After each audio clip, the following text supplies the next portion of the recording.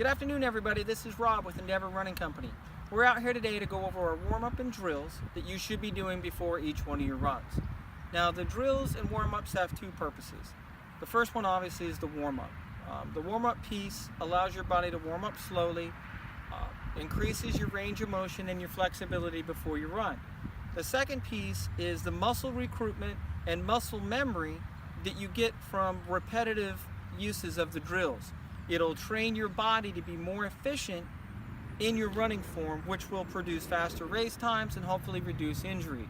Now, the form portion of the drills is probably the most important, other than the actual skipping piece. So as long as you're getting the form down correctly over time, that'll carry over into your runs, specifically if you're doing them right before your run. The muscle memory over time will change your form to make it more efficient. I'm going to go over the advanced and the non-advanced versions of these. If you have any questions or comments, you know where to reach me. Thank you. All right, first up, we're going to do leg swings. I prefer to do these against the fence or against the wall. There's four that we do. There's the front leg swing, side to side. Then there's the hip rocker, and then there's the hip rolls. I'm going to do about 3 of these on each side just so that you can see each exercise.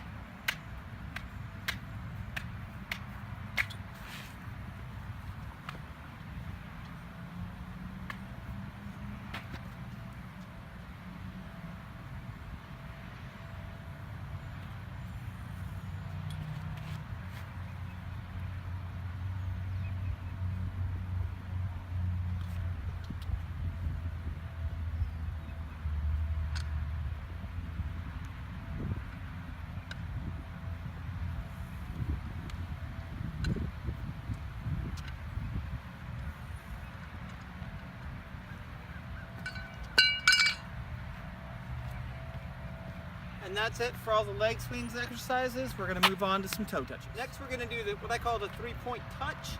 You probably remember doing these in grade school. Leg, shoulder width apart, and then you just go down and 3 touches. The goal with these is not just the touching, but when you're lifting your back up, make sure that you're using your glutes in the lower back when you're lifting your shoulders up, so that you're getting a good pull out of them. That'll warm up your back and your upper glutes. When you come up, come all the way forward. Stretch those hips out.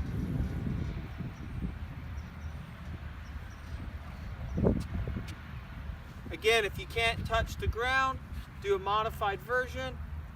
Same thing. Just lifting with your back.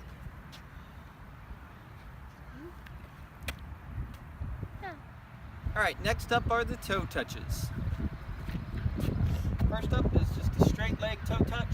It's actually called a single leg bridge. If you can't go all the way down with 2 hands, the modified version is 1 hand. I want to try and keep your knee locked out so that you get a good stretch on the hamstring. Pretty tight today after my interval session, so let's see how far I can go.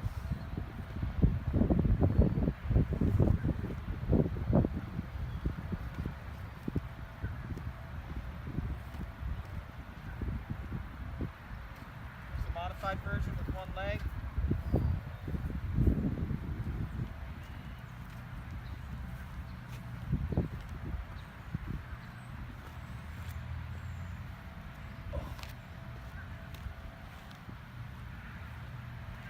Up next is the ankle touch. You reach to the outside of your opposite ankle.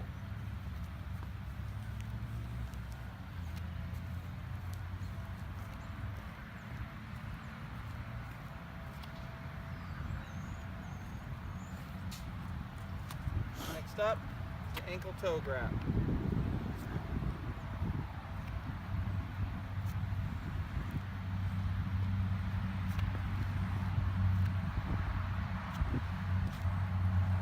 And with all these exercises, you want to do 10 to 20 on each side, whatever feels good before moving on to the next. Next up is the A-skip. The A-skip's one of the most important ones for helping improve your form. I'm going to go over the walking version first. And the thing that you want to really pay attention to on the A-skip is you want to think, as you're doing these, is knee up, heel up, toe up. So again, knee up, heel up, toe up. That's what we're looking for. Now the walking version is pretty simple.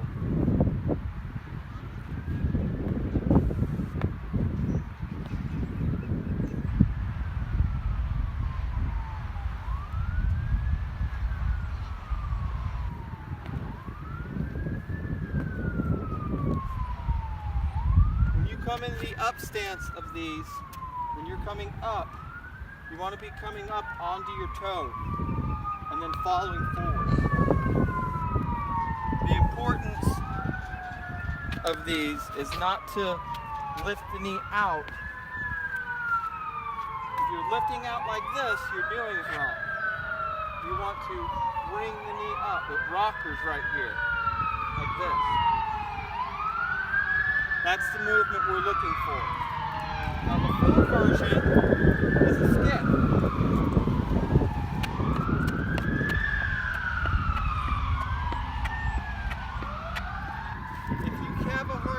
Getting into the skip, what I like to do is just start skipping first. And just move your hands.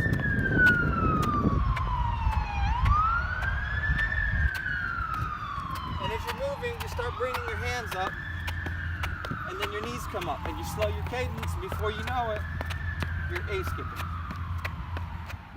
Alright, next up is the lateral A-skip, which is basically the A-skip but in a side-to-side motion.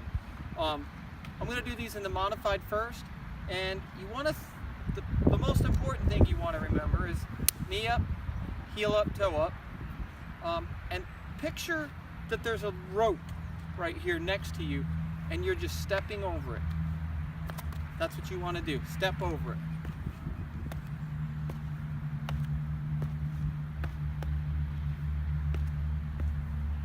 And you're really stepping over it with your outer leg and then just moving this leg over. And then the A-skip version of it is like this.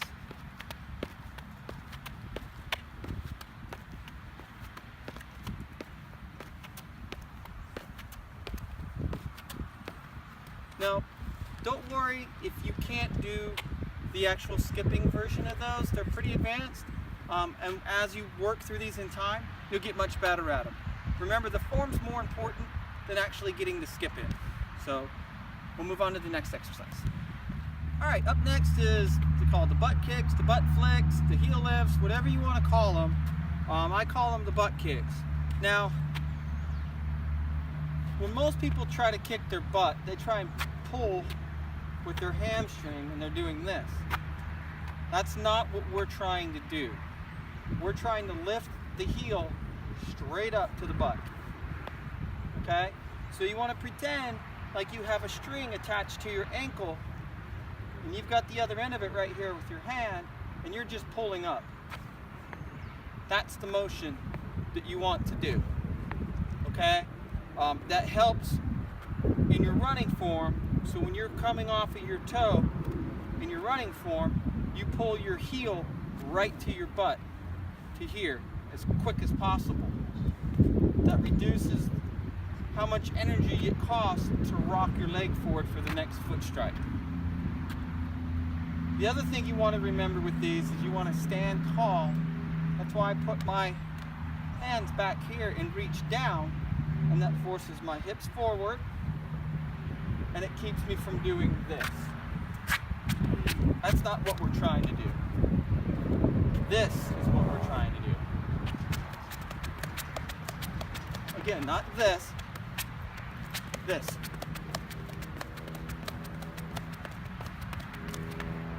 Again, you want to focus on heel up, toe up, knee up as much as possible on these. You're not going to quite get there, It'll come up and force your foot to rotate forward a little bit.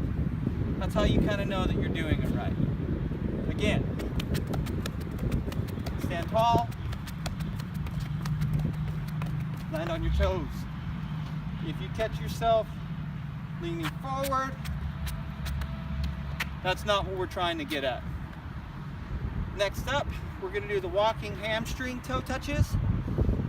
With these, I see a lot of people that are more worried about getting their leg high. Okay, we want form. If you're kicking too high, you're just driving your hips forward and you're kind of faking it anyway. And I like to bring my arms around like this to kick the leg. And what it does is it creates a clamshell closure between your arms and your legs. So you're doing this instead of doing this. Okay? We want to bring it around and not this. Okay? And you just alternate each leg.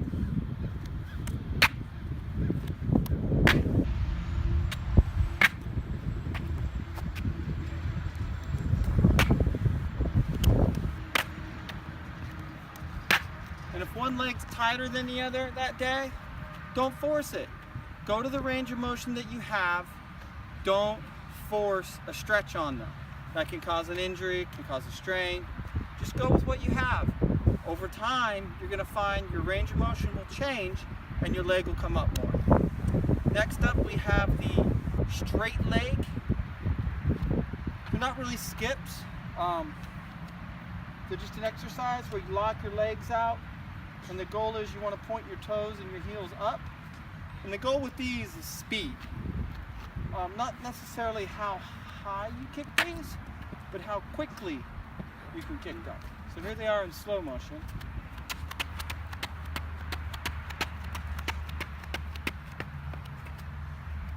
Use your running form, use your arms, pump your arms really quick, just like you do when you're running. And here they are quickly.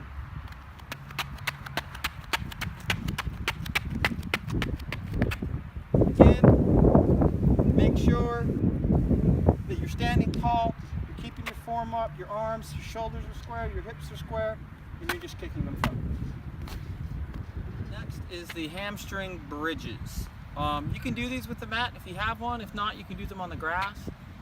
The idea is you want to keep your heel next to your butt, and you want to make sure that when you lift up, you're lifting up with your heel. Okay?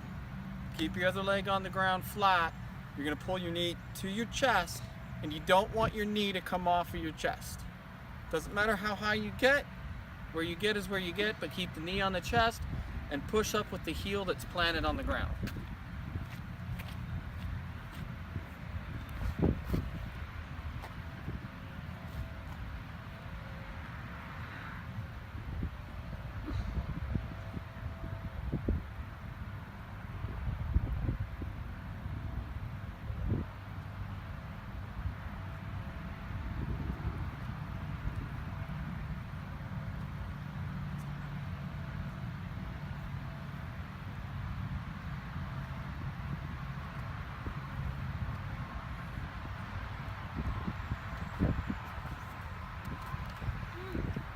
You want to do about 10 on each side or 15, whatever feels good.